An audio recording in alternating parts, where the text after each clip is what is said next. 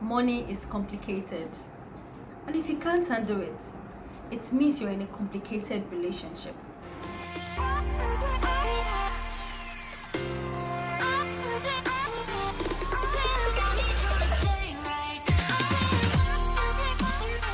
Hi guys, welcome back to my channel. It's your girl Rachel. If this is your first time seeing my video, welcome. Thank you for tuning in. To my existing subscribers, thank you for staying. Thank you for your love, for your support, for watching my video. Thank you for giving my video a thumbs up. You guys are awesome. Thank you so much. Okay, so let's go into the video. So what is relationship? Relationship is the state of being connected. It's a way in which two or more people stay connected.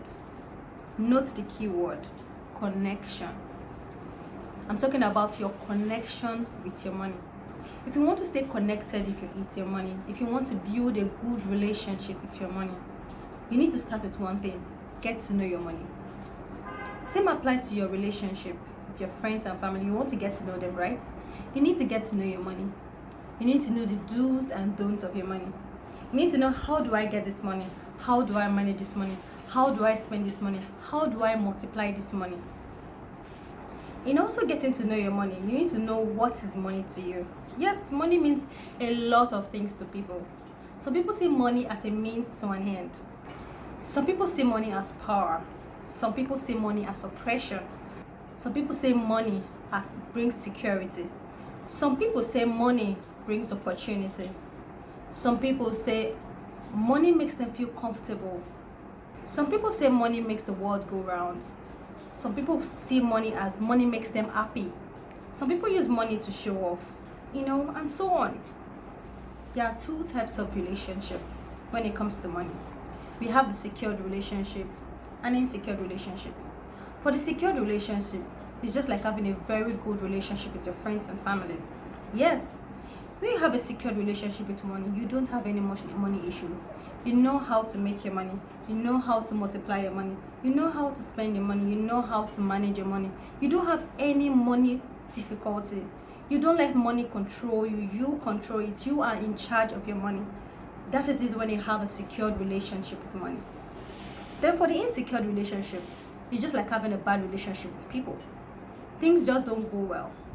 You find out that anytime you have money, everything just vanishes. You ask yourself, how did I spend this money? You face a lot of issues, a lot of money issues. You're looking for how to get money, to borrow money, you just have a lot of financial difficulties. And that is when you have insecure relationship. You make money control you. You are not in charge. You are not in control, which is not a good thing. Some people are scared of entering into a new relationship because of their past.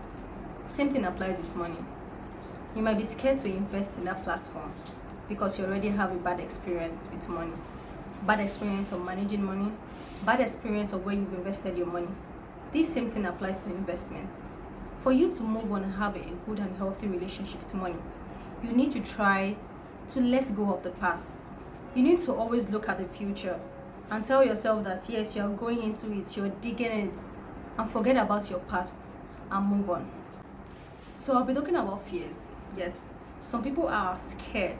So they are scared about the fears attached to money. Yes, some people are even scared of putting their money in the bank. Some people are scared of investing in a very good business opportunity. They are scared of a lot of things. And if you are scared and if you have this fear, you won't have good and healthy relationship with your money. So let me tell you, life is risk itself. Same applies to handling your money. Same applies to investing your money. So when you put it in your mind that life is risk, you need to let go of that fear. Let go of anything that's like hindering you from having a good relationship with your money. The fear of investing, the fear of handling your money, the fear of losing your money. People lose money, but don't let that fear hold you back. You need to keep pushing on to tell yourself that I'm going to make more money. Yes, this will help you to build a good and healthy relationship with your money by eliminating fear. So the next thing I'll be talking about is your mindset. Some people have negative mindsets towards money. Some people have this feeling like, okay, so when I have this money, like you're in debt and you need to pay your debt. You actually have the money, but you are scared of giving out the money because you don't know when another one is going to come back. Yes, you don't know when another money is going to come into your account. So you have the money to pay, but the fear of or the mindset of I just don't want this money to leave me. You need to change that mindset. That's a negative mindset. You need to have a positive mindset towards money. Having a positive mindset towards money builds a very good relationship with your money. It's very important. Good vibes bring good return. This is a quote by Oscar. So you need to try your best as much as possible to make sure that you have a positive mindset. You have that vibe. There's this fire in you that tells you that you can do anything. That yes, let me pay my debt. Even if I pay my debt, I know I'm going to get more money. You understand? So try as much as possible to have a positive mindset. This will help to build a very good relationship. Every relationship should have a goal. Yes. You won't want to enter a relationship where it's not defined. You don't know where it's leading to.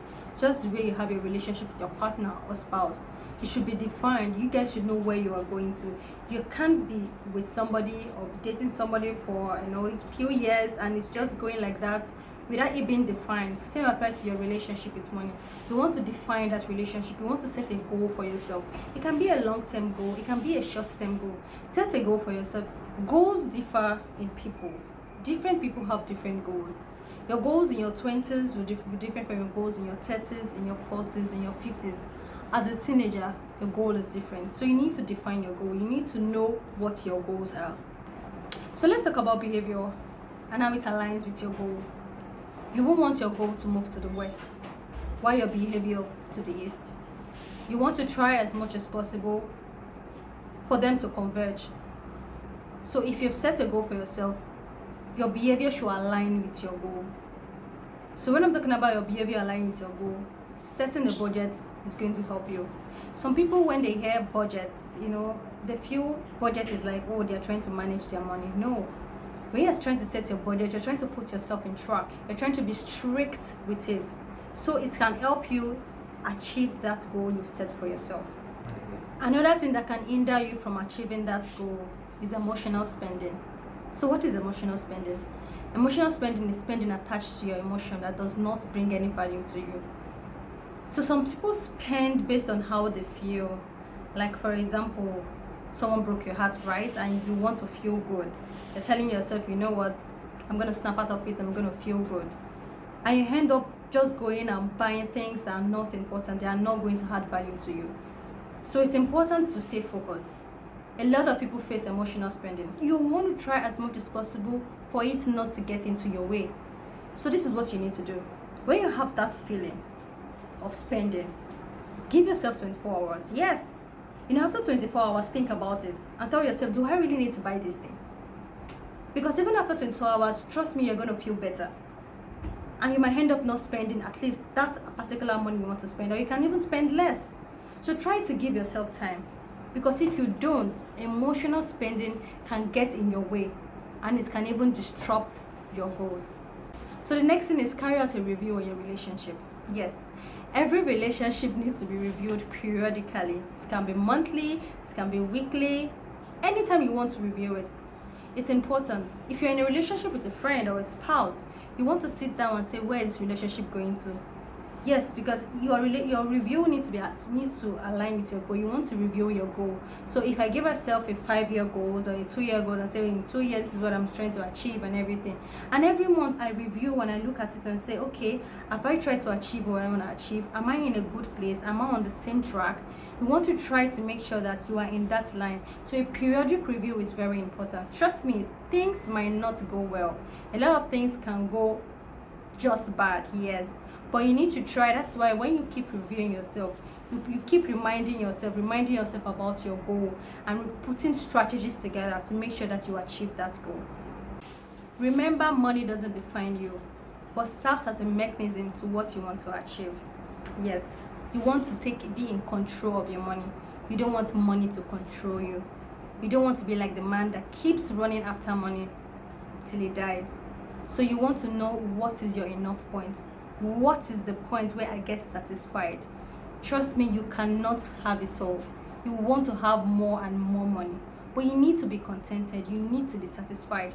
That is why setting a goal should help you. If your goal is to be the richest man on earth or the richest man in your area, okay, so let's talk about that. You want to work towards that goal, right? And when you get to that goal, if you are comfortable and you feel that that is your enough point, I feel that is the point. That is not the point you need to start declining, or you need to say, okay, I'm not going to chase money. But that is the point where you need to be satisfied. And you need to tell yourself that you are fulfilled. There are a lot of books and audios to listen to when it comes to money. You can actually reach the richest man in Babylon, or Rich Dad, Poor Dad. There are a lot of videos to watch, a lot of books to read, a lot of audios to listen to when it comes to money. So just make your research and try to build a good and healthy relationship with money. Trust me, if you do this, you'll be in control. You will be in charge. You will feel fulfilled. This is the time you need to align your financial life with the rest of your life. You need to align it together. You need to be financially responsible. And this is the video for you. Okay, so this is the end of this video. If you've watched this video to this point, thank you. In fact, I really appreciate it.